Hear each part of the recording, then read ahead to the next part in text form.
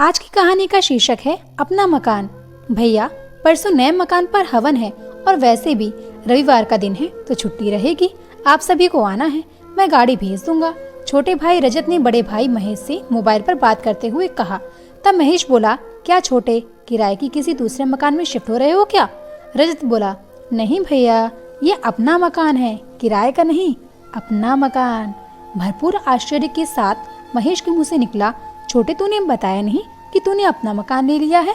हाँ भैया, ये कहते हुए रजत ने फोन काट दिया।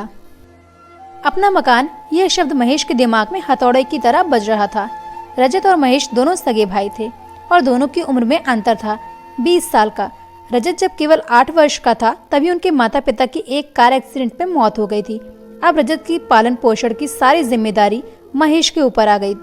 इसी चक्कर में उसने जल्दी शादी भी कर ली ताकि रजत की परवरिश अच्छे से हो जाए। प्राइवेट कंपनी में एक छोटी सी पोस्ट पर काम करते हुए महेश की तनख्वाह का बड़ा हिस्सा 2 कमरे के किराए की मकान और रजत की पढ़ाई व रहन सहन में खर्च हो जाता था। इसी चक्कर में महेश और उसकी पत्नी ने शादी के कई साल बाद भी बच्चे पैदा न करने का निर्णय लिया, क्योंकि उनके पहले से ही इतने ज्यादा खर्चे थे। पढ़ाई पूरी होते ही रजत की एक बहुत अच्छे कंपनी में नौकरी लग गई और थोड़े दिनों बाद शादी भी हो गई।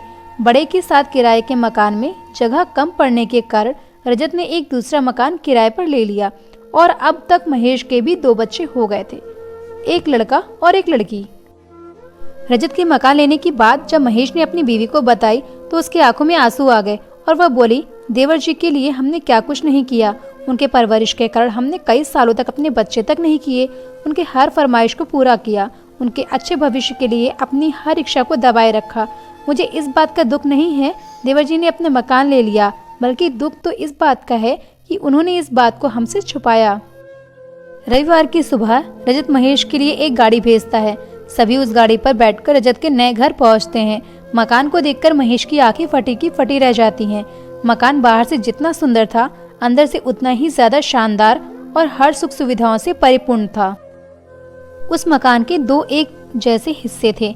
यह देखकर महेश मन ही मन सोचता है, देखो छोटा कितना समझदार है, अभी से अपने दोनों बेटों के लिए 2 जैसे हिस्से बनवाए हैं।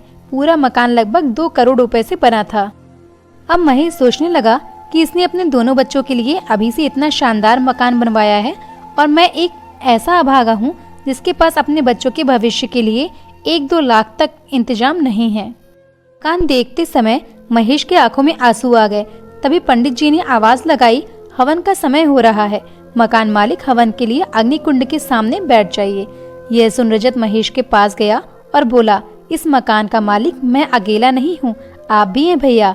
आज मैं जो भी हूँ सिर्फ और सिर्फ आपकी बदौलत हूँ भैया। इसीलिए तो मकान के मैंने एक जैसे 2 हिस्से बनवाए हैं, एक आपका और एक मेरा।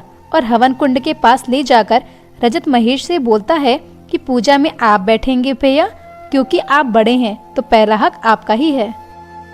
ये सब सुनकर महेश के आंखों में आंसू आ जाते हैं और रजत को गले लगाते हुए कहता है, छोटे, आज तूने मेरी परवरिश की लाज रख ली। पास खड़ी महेश की पत्नी सुनंदा अपनी देवरानी से गले लगते हुए कहती है, जब बड़ा बेटा हमारे साथ है तो फिर हमें किस बात की तकलीफ हो सकती है। तभी रजत मुस्कुराते हुए कहता है, ये नया मकान नहीं, ये हमारा अपना मकान है, हमारा अपना आशियाना, और आज से हम सब साथ मिलकर अपने मकान में रहेंगे। तो दोस्तों, इस कहानी से हमें ये सीख मिलती है कि आज की दुनिया में महेश जैसे बहुत मिलते हैं जो अपनी जिम्मेदारियों को निभाने के लिए इच्छाओं का तक त्याग कर देते हैं, लेकिन बहुत कम मिलते हैं रजत जैसे जो अपनों के उपकार को याद रख पाते हैं, उम्मीद करते हैं। दोस्तों, आपको हमारी आज की ये कहानी अपना मकान जरूर पसंद आई होगी। अगर पसंद आए तो फिर अपने दोस्तों के साथ भी इस कहानी को जरूर शेयर करें, लाइक करें, कमेंट बॉक्स में अपनी राय दें और सब्सक्राइब करके बेल आइकन जरूर प्रेस कर लें ताकि आने वाली ऐसी ही और अच्छी कहानियाँ आपको तुरंत मिल सके। धन्यवाद। Thanks for listening my heart touching story. Thank you.